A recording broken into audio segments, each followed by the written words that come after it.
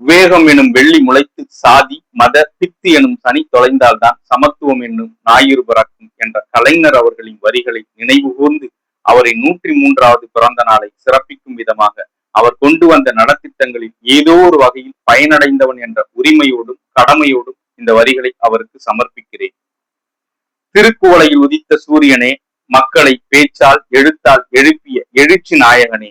கல்விக்கும் சமத்துவத்திற்கும் பாதை அமைத்த சமத்துவபுர நாயகனே, அண்ணா நூற்றாண்டு நூலகத்தை எழுப்பி அறிவு ஆலயத்தை மக்களுக்கு தந்த அண்ணாவின் தம்பியே,